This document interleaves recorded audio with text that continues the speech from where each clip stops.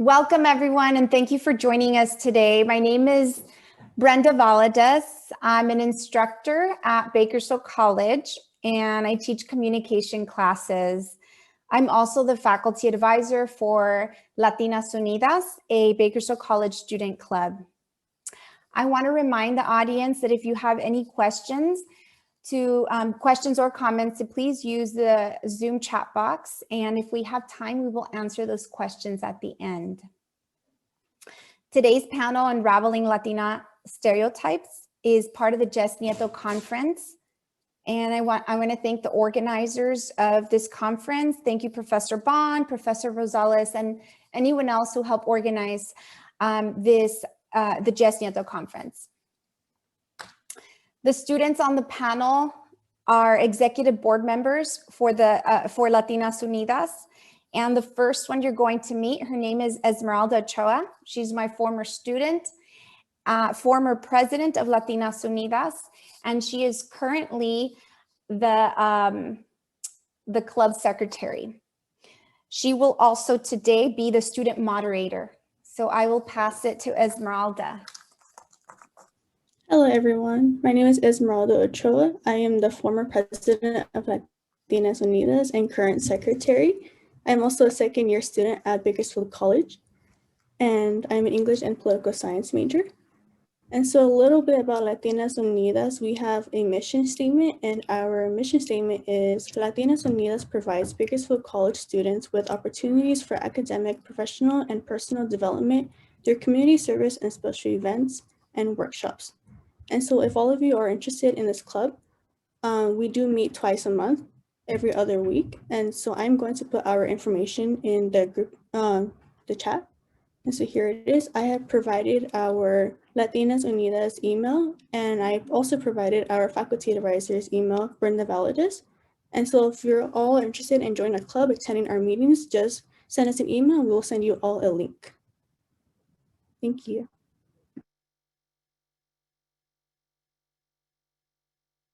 And then for this panel, the title is Unraveling Stereotypes of Latinas Unidas. And I would like to introduce our panelists. So we have Eris Trujillo.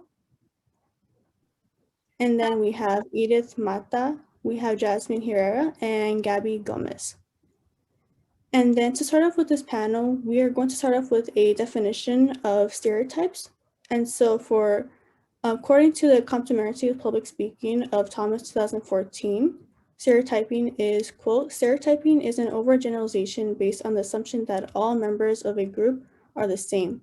And so, for example, Latinas are oftentimes stereotyped as being very loud. We're sometimes stereotyped as being very extroverted. I know for me personally, I've heard this stereotype being thrown around in my own family. So I've heard this stereotype growing up my whole life.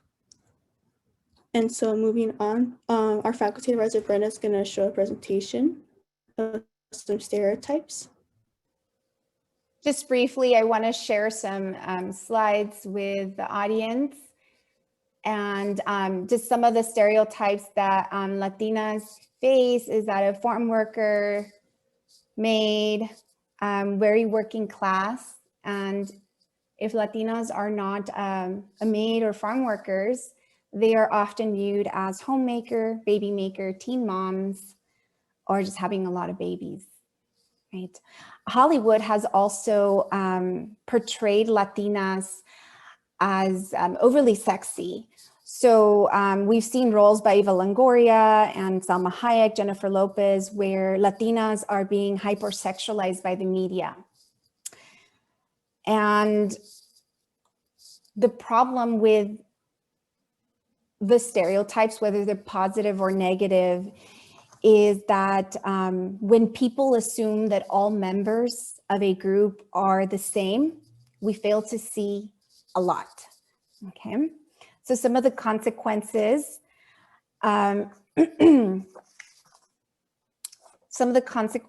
is, let's say Latina is pursuing higher education or pursuing a career as a lawyer, as a doctor, as a scientist. People may see them as invisible, as incompetent, right? People often fail to see Latinas in positions of power or as leaders. And I just want to share and remind you of Sonia Sotomayor. Many do not know who she is, and she is our Supreme Court Justice. So it's good to recognize some Latina leaders. Okay. I will now pass it back to Esmeralda, who will start the panel conversation. Thank you. And for our first question for our panelists, it is, introduce yourself and tell us about the stereotypes towards women that you grew up hearing in your family's household and communities. And so for the first person, can I have Jasmine answer this question, please? Thank you, Esmeralda. Hello, everyone. My name is Jasmine Herrera, and I am super excited to be here today celebrating the life of Jess Nieto. I also want to thank everyone in attendance today. I am the current president of the student organization Latinas Unidas, and I am also a first-generation college student attending BC. I am currently majoring in psychology and sociology, planning to obtain my master's degree to pursue my dream to one day become a counselor. Stereotypes towards women were something I grew up hearing constantly within my own household and family members. Most of my family follow like social norms and have always followed stereotypes towards women. So it is something as children we tend to believe is correct. Like my siblings and I, for example, we always thought everything we heard and saw were something, that was commonly and we had to follow. One of the most common stereotypes I've heard growing up were that at all times males had to eat first in a Latino household or at a get together, like it was like a family birthday dinner. All women had to serve like all male, and typically the woman would sit down towards the end after all the male had been served and eat. So ever since I was young, I've always seen my mother be the last one to sit down when a visit or just my own family was eating together.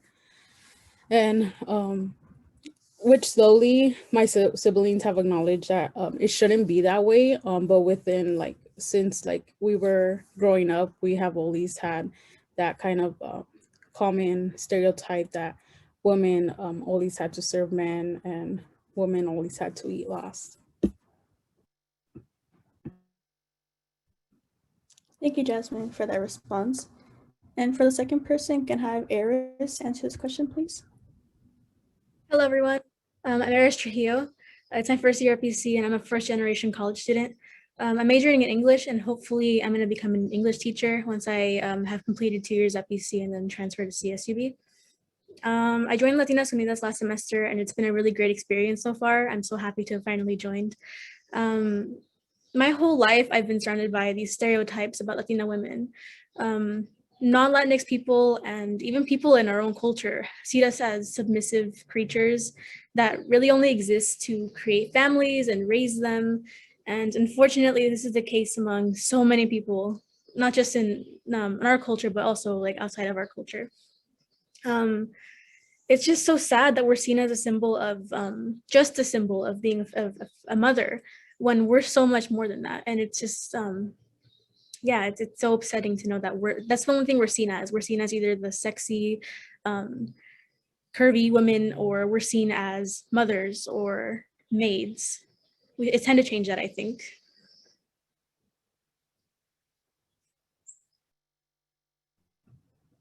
Thank you, Eris, for your response. And then can I have Gabby go next, please? Thank you, Esmeralda. Hello, everyone, and welcome. My name is Gabby Gomez, and I am currently a BC student. I am pursuing my Certificate of Achievement in Public Health, and I am one of the founders and former presidents of Latinas Unidas.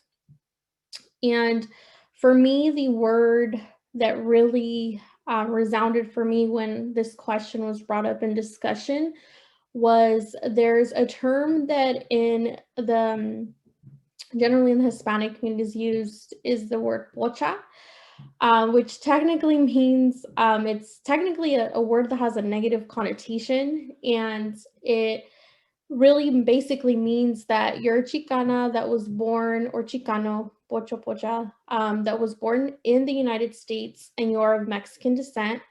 However, you are seen as someone that isn't Mexican enough, and sometimes in terms of here in the US, you're not seen as, being a modern individual enough. So for me personally, how this word impacted me for a while, I kind of had, and not necessarily an identity crisis, but I had issues really figuring out, okay, if I'm not Mexican enough and I don't fit in here, it really made it hard for me to really find my place.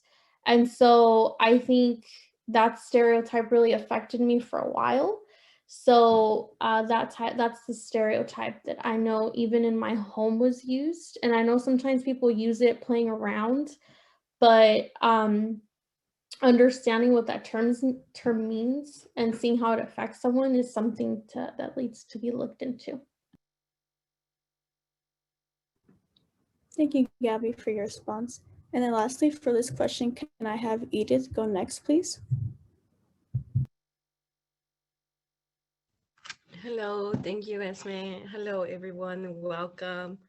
Thank you for joining us today. So my name is Edith Mata. I am a student at Bakersfield College. My major is business administration with a minor in Spanish. I'm also a mother to a 5-year-old. I am currently the president of Latinos Unidas por Educación, known as Lupe. I am also senator for BCSGA and a current candidate for BCSGA president. I also work as a youth reporter for South Council News, and I aspire to be an attorney.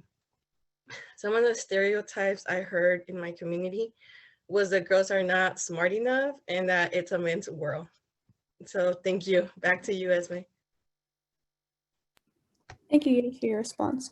And then for our second question for our panelists, it is, what does your student organization, Latinas Unidas, teach you about these stereotypes? Does it empower you as a Latina? And the first person, can I have Eris respond to this question, please? Certainly. Latinas Unidas has definitely reinforced my idea of empowering women, Latina women. I'm lucky to have found a space where we can make a difference in the community. It's been so good to be able to reverse these stereotypes placed upon us. Just being here today at this panel, we're just doing that. We're reversing these stereotypes and talking about them, which is really important.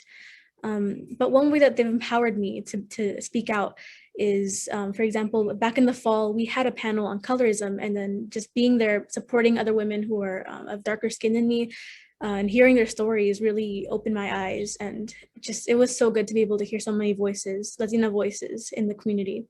And then another way was Brenda, actually, she does these workshops in our meetings sometimes. And I feel like mental health isn't really discussed within Latina culture. Like especially within the culture, mental health is kind of taboo still.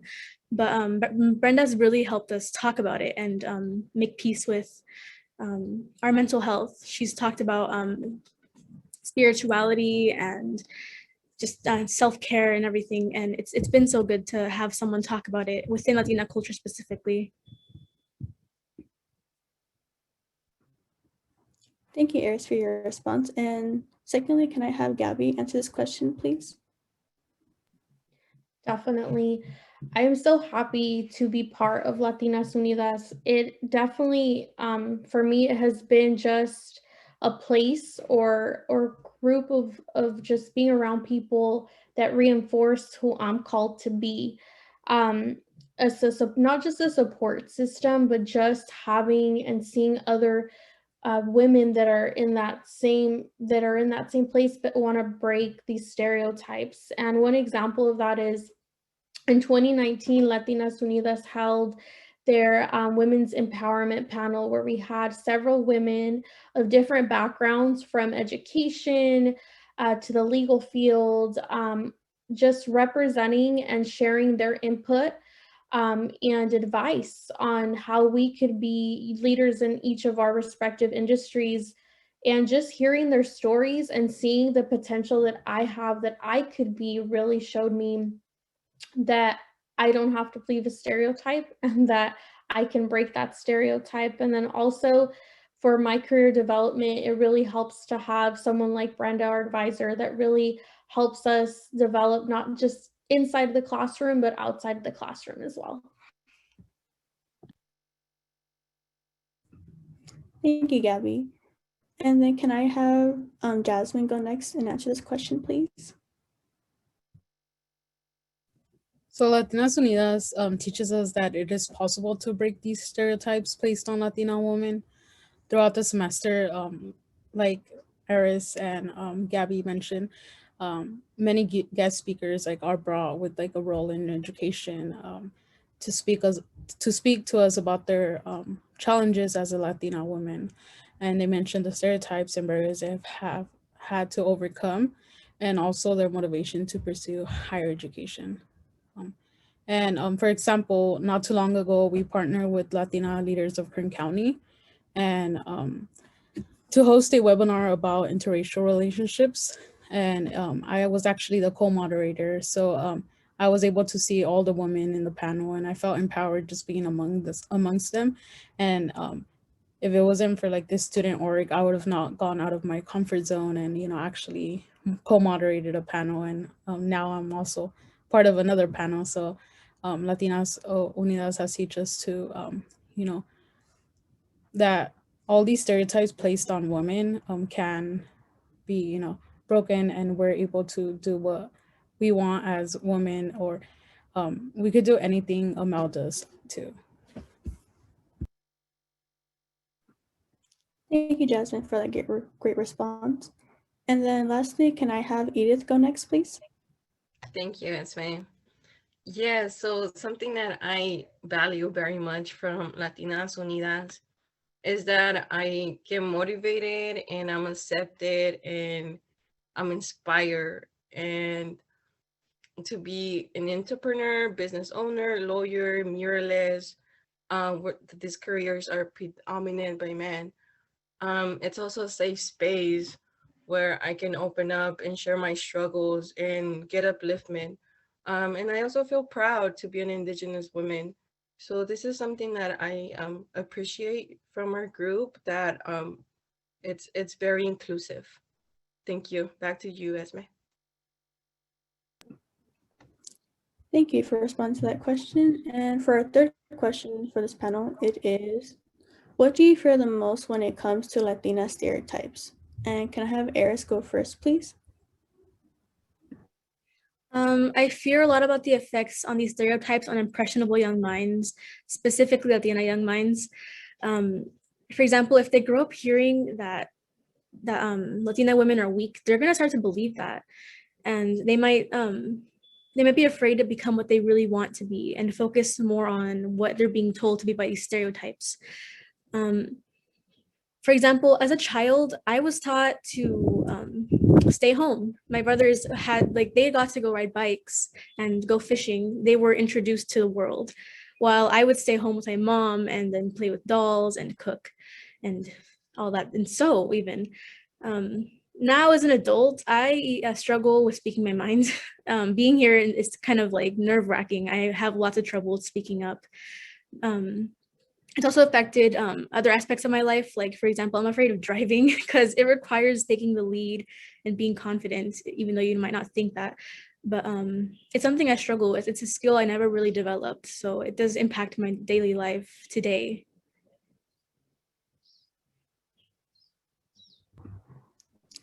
Thank you, Iris, for that response. And then can I have Gabby go next and answer this question, please? Most definitely. I think for me, the fear that I have is that the stereotype itself for people, I guess, in the communities or respectively in society, it will become a false truth, in the sense where the woman or the individual is judged based on that stereotype before the person even gives them the opportunity to get to know the individual, or basically judge them on their character or their skills that they have, their skill assets. So closing doors essentially is what happens. They're limited in the workplace, limited in their communities where they're trying to make it better and more positive, and not giving them the opportunity to show what they have and what they're capable of. So that's something that I fear. And when it comes to stereotypes, that the person isn't valued for what they bring to the table, but rather they're already prejudged, or there's already an assumption formed in that person's mind that this is who this person is, when they haven't even given them the opportunity to get to know them. Thank you, Gabby, for that great response. And then next, can I have Edith go next and answer this question? Thank you, Esme. One of my fears is that Hollywood tends to really sexualize women and like Latinas too, you know, sexy, I guess, like big butts and big boobs. And I fear the little girls and young women are gonna literally think that that's beauty. And it shouldn't be defined like that. We need to redefine what beauty is, you know, and like look more into the intellectual, the kindness, your character. You know, you don't have to have all this, your body, you should not be sexualized. Women shouldn't have to go through this stuff, and men shouldn't have to be, you know, just prejudiced. And like I feel, because personally I've been there where, you know, I feel like a sexual object, and it's not pretty. It messes up with our mental state of mind, of, you know, that we don't even want to get dressed because, or, you know, put on something nice because we're looked at sexual objects. So yeah, I guess that's what I, you know, it shouldn't have to be like that, and that's one of my fears. But I do hope that young women, you know, realize that that's not what beauty means. You know, it's not just about that. There's more to beauty. Thank you. Back to you, Esme.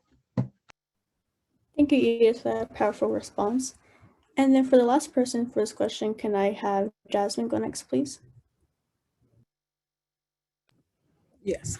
So one of my biggest fears when it comes to Latina stereotypes is not being able to get rid of these stereotypes within like my own community. So for example, how I was mentioning before, my siblings are growing up, and although I do like, you know, try as much to teach them that they, you know, these stereotypes are, you know, just some like there's something like common among our like family members, but I let them know that they aren't like, you know, supposed to follow them. So for example, like the um, you know, women being stay-at-home moms while men going out to work, or women you know, just being housemaids and etc. Like they they start to like ask questions like, oh, like why does, you know, like they started to ask questions like that are common among our family. And so then I'm just like, I try to teach them as much like that I know, like to let them know that to not be stereotyping women as, you know, maids or stay-at-home moms. And I fear that although like, you know, they learn about the stereotypes among Latina women, they will, you know, one day do it within their own household. So I do fear that that although, you know, the stereotypes are being thrown out there, you know, they aren't able to actually not stereotype future woman, like, you know, they're with, or like their future wife.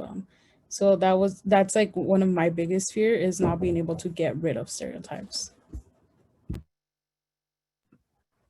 Thank you, Jasmine, for that great response. And so for our next question, it is aimed toward Edith and Jasmine.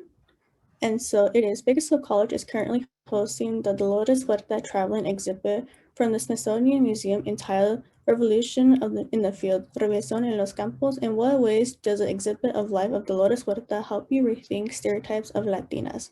And can I have Edith go first with this question, please? Thank you, Esmeralda.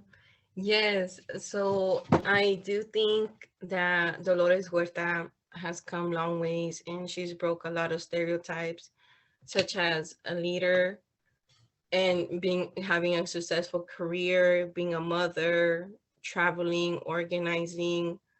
And even though she was judged, or, you know, in my example too, as a single mom, there's these comments, right, of, oh, why are you leaving your child to go pursue, you know, higher education or be an activist? or travel to do whatever you need to do, and you're looked down upon, like especially in Latinx communities, as a bad mom. And I feel that it's something that we have broke, like this stereotype of no, it's okay, it's okay to pursue higher education. It's good because these children are looking up to you, our children are following your steps. It's okay for them to know that yes, mom has to do homework and mom has to go to school too. I think we're setting the example and we're setting the bar, especially as a first generation college student. Um, I think that's everything I have to say on that one. Thank you, Esme. Back to you. Thank you, Edith, for your response. And then secondly, can I have Jasmine go next and answer this question, please? Yes, thank you, Esma. So having someone like Dolores Huerta represent us at Bakersfield College, it's already empowering in itself, because it's like, you're seeing like, oh, I could be there one day, like women are capable of it. Women can make a difference in their lifetime. So like the exhibit makes me rethink stereotypes of Latinas, because typically within a Latino community, we don't really believe in women being someone successful. Like we're, how I mentioned before, stay at homes. And Dolores Huerta, she proved to us that, she was able to break all these stereotypes. She was a mom while also advocating, protesting, and organizing for farm workers. So Dolores Huerta herself broke all these stereotypes, and we're able to see like, oh, okay, even though I'm a woman, I'm able to do all of this. And especially herself, she was a mother while doing all of this. So typically how my colleague Edith mentioned,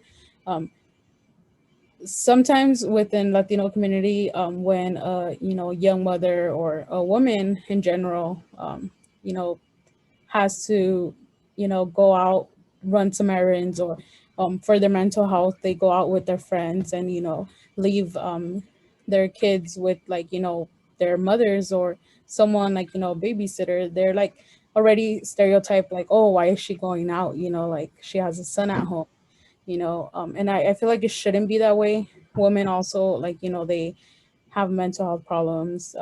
They need to like have time to like, relax, go out, like if they want to go, pursue a higher education, they have to go to college. They have to sometimes even take late night classes. And it's like they're stereotyped to so many, like, why is she doing that? If she's already has a children, she shouldn't be doing that. So having someone like Dolores Huerta, like at our college represent, it's so empowering to me as a Latina woman. And especially since I also have, both my parents are farm workers. So it's like everything she has done for like, farm workers themselves is like very empowering. I myself went one day to the fields, and I like saw the conditions they were working under, like the heatness, like all the animals that were around. And I was like, oh my gosh, like I couldn't even imagine like my parents, like they had to go to work every day, like 5 in the morning. They had to get up earlier, like head to work, drop us off at the babysitters. So for that reason, it's also like it encourages me to pursue a higher education, because I want to be, someone successful in life. I want to, be able to prove to my parents that, as a Latina woman, I'm able to, pursue a higher education and become, what I am passionate about. So for example, like I want to become a counselor, a first generation college counselor. I'm not sure where exactly, but I do hope to come back to Bakersfield College and, be the counselor to let first generation college students and other students too, that anything is possible as long as they set their minds to it. Thank you, Jasmine, for your response. And for y'all who want to look into the Lotus What the exhibit virtual tour, I did provide the link of the virtual tour in the chat, and you can visit the BC Jones Art Gallery. So if you're all are interested in that. Okay, and so the last question for this panel, it is aimed all towards you. It says, what tips can you give professors, staff, and administrators to help break down Latina stereotypes? And can I have Eris go first, please? The first step to dismantling these stereotypes is to realize they're not true. You want to educate yourself and then educate those around you, so including students. Ingrain Latinx culture in your teachings, in your curriculum, and encourage students to continue seeking out these resources as well. Especially also, one important thing is to listen to Latinx voices and uplift these voices. You have no idea how much it means to us when someone listens to our stories and continues to tell them and raise awareness towards these stereotypes. Thank you. Thank you, Eris, for your response. And then next, can I have Edith go next, please? Thank you, Esmeralda. Yes, well, for students, I would highly encourage every student to take an ethnic studies class. And ethnic studies is like Chicano studies, Native American, African American, Asian studies, because these courses, they're anti-racist, first of all. So, it's breaking down the stereotypes, getting to know your the different diversity, and it also talks about women. And I feel like when I took these classes, it empowered me to know that women are powerful and that we should be respected and be honored as such. So I like the inside of it, but it also teaches you how different cultures work and how to respect one another. And I feel that that's very essential, especially in the times that we're living right now. For professors, I would encourage them to include in their lectures social justice, ethnic studies, and whether it's in their book, their lesson plans. And then for our institution, I would like to request that we have a more robust program with these classes, such as the one we had back in like 1999, well, it started in 1970s, when Jess Nieto was around. I feel that it's possible and we can definitely do it. And I mean, because ultimately our college is multicultural, and we need to have these classes because they're anti-racist. And in the situation that we're facing at the moment, I feel that it would be a great asset to our community, and it would empower more students to also feel accepted and feel that they belong, a sense of belonging. So yeah, that's what I have. Thank you so much, Esme. Back to you. Thank you, Edith, for your response. And then next, can I have Gabby go next, please? Thank you, Esmeralda. For me, I think it's so important from different points of view.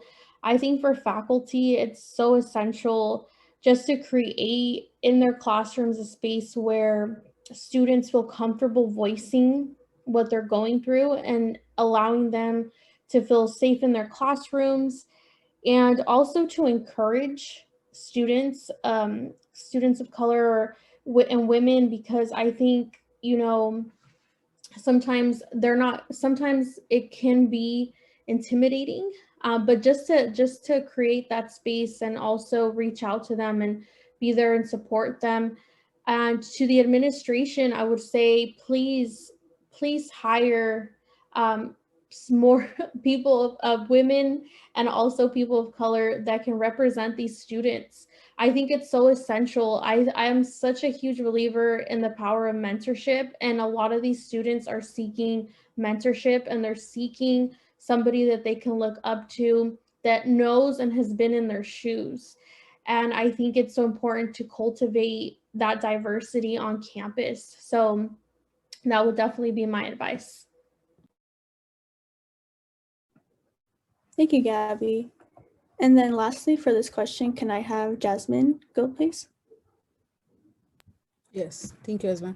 So some tips I would would give professors or any staff at an institution to help break down Latina stereotypes is like to educate yourself on this topic. Whenever recognize the stereotype like within your own class or department, you're able to help provide resources for them. So for example, like if you educate yourself on the topic, you're able to like know what they're going through, especially like for example some Latina women that have late night classes.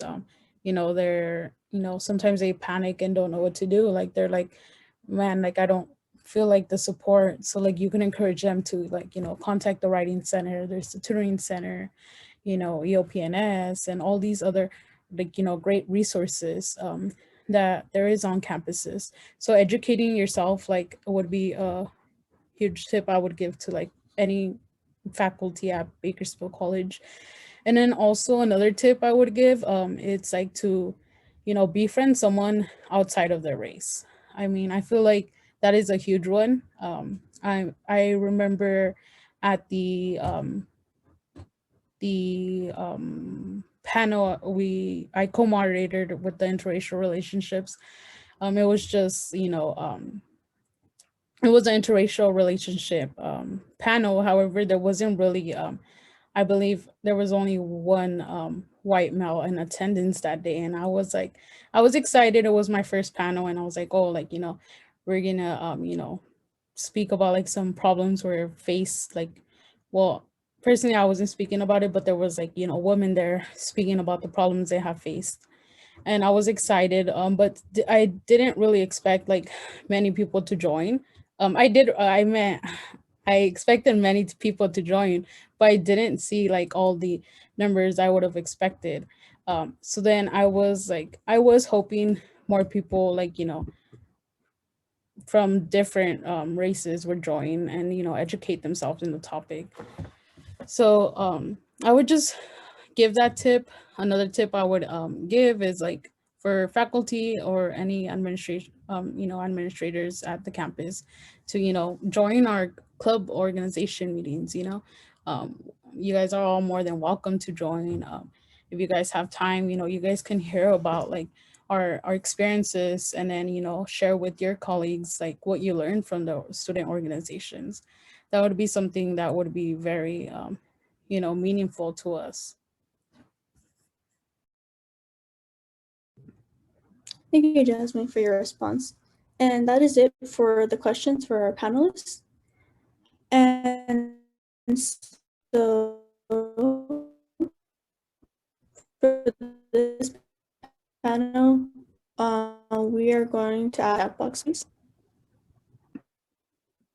And so we have a question here for our panelists. It says, did your guys' family give you support to further your education? How did they respond when you told you all were going to further your guys' education? So if any of you guys can answer that question. Yeah, I can answer. Okay, so first of all, I was a dropout of high school. I dropped out my junior year. So I was pregnant, I had my son. And then from there, I went back to adult school and I was working in the fields. So yes, my mom would support me and my brothers, my siblings. And it was really hard. It was hard because it was just a lot of work, a newborn little kid and having to go to work in the field and then adult school. But then they were always very supportive. And so after I graduated from adult school, I decided to pursue college. And my sister was she was definitely supportive of it. And she was the one who taught me how to navigate the system. So I did, when I got enrolled, it was really hard for me because I didn't know a lot of things, I didn't know how to enroll. So I did speak to counselors, and then from there, my teachers were very supportive.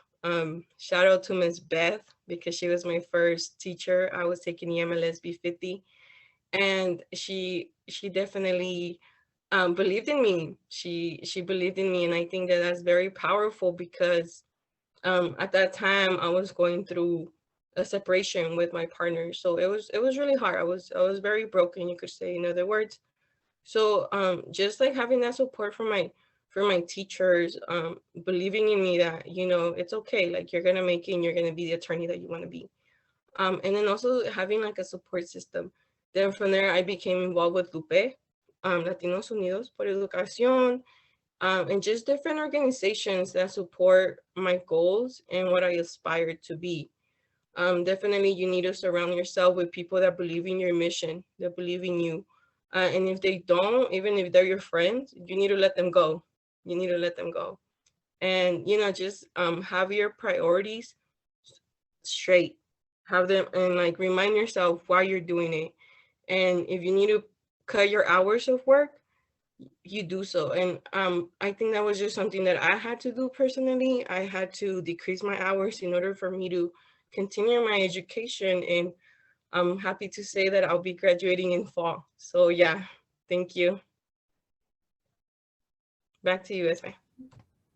Thank you, Edith. And we have another question from someone from the audience, and it says, what do these Latina student panelists wish their BC professors knew? Do they feel they have ever been stereotyped at BC? How can BC as an institution better value the diversity of our Latina students? So if any of you guys want to answer that question.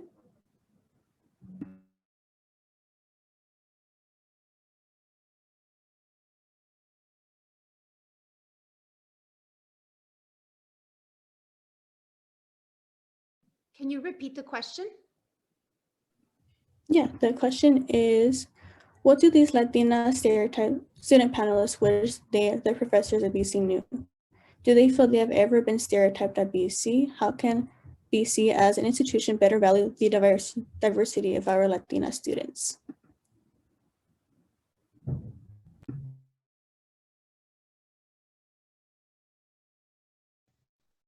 Yeah, I mean, I can add to that. Something that I wish my instructors knew is that, we have lives outside of school, and sometimes we do struggle and we need support. So, I mean, it's nice when you have those professors that ask, "How are you doing?" And you can say, "Oh, well, I'm not doing too well," or "I'm doing excellent." Just even that, or acknowledging that just yeah, just being inclusive. Being inclusive also.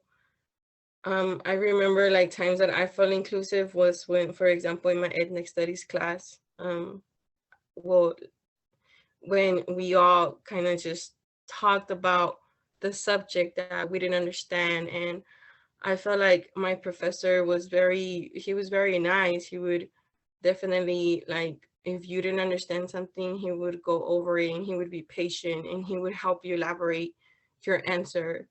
I mean, I just felt included, even though like I wasn't doing too well in that class. He still gave me the tools and he was patient with me. He worked with me to make sure that I passed this class. And yeah, that's just something I like to share. Thank you, Esme. Back to you. Okay, and I think we have time for one more question. And this question asks, how do you feel Latinas in Congress or other positions of power within the US have changed or affected how Latinas are treated or seen in media or online? I can go ahead and answer that question. I think for anybody, for any Latina to see that happen, I think it's very empowering. I think when any young lady, any Latina at any age sees this woman in a position, a decision-making position, and that she's being successful and that she's thriving and that she's, despite anything going on in life, going through the motions, the fact that they have the opportunity to be leaders in any industry, to be leaders in their communities. I think seeing these women in Congress and other positions, I think it just brings a sense of hope. And that's what our communities need. They need hope. They need people that can represent them and understand their struggles and understand their needs. And definitely, I'm sure it motivates so many young ladies that are Latinas that want to pursue those same aspirations to do it, because they have someone that has been there and they have someone they can look up to. So I think in some way it brings some light into where how in general the media portrays Latina women. So I hope as time progresses, because I know there's limited amount of Latinas, right, that are in this this sphere. I think with time we'll see more and more ladies that will be open to doing that as well. Yeah, and can I add to that? Definitely representation is important. For example, I remember I would see, you know, somebody from the neighborhood or from my community doing well, and I would feel so proud, and they're like, yay, they're doing it. And you know, it definitely speaks to me as, well, if they can do it, if they could do it, I can do it too. So in my situation, that's just something I like to give back to my community, because once upon a time, my mentors and my other friends, they give to me and they empowered me. So it's important to give back to your community. And for example, right now I'm running for BCSGA president, and I feel the reason why I did it is because representation is important. As you may or may not know, but our enrollments have dropped and they have decreased in students of color, such as, you know, Black students, Hispanics, just it's multicultural students. So I feel that it was a call to action for me to make sure that, you know, when you see a person of color, a girl, single mom, it's representation. And it's like, okay, like maybe, you know, those girls, women, young women, or persons of color see it, and it's like, oh, okay, like I could do it too. So yeah, representation is important. Also that, but it's also to speak for these groups, right?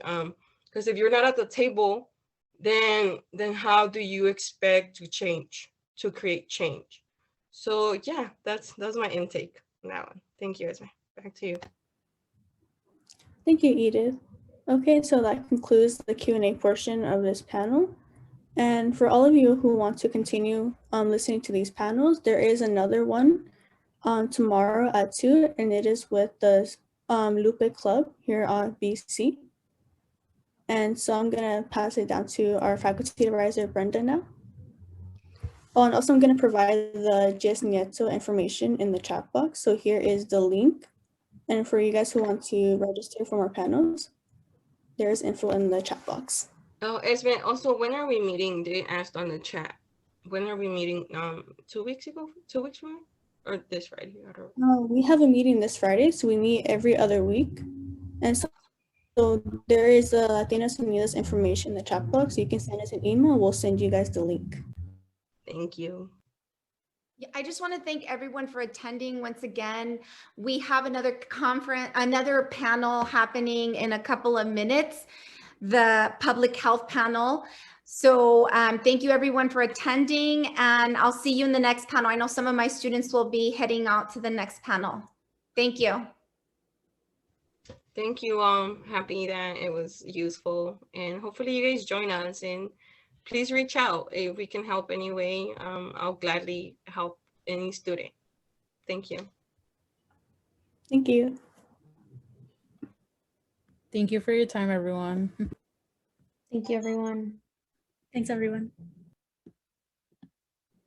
Oh, the link is in the chat for the 3 p.m. panel if you want to join the public health panel. Great job.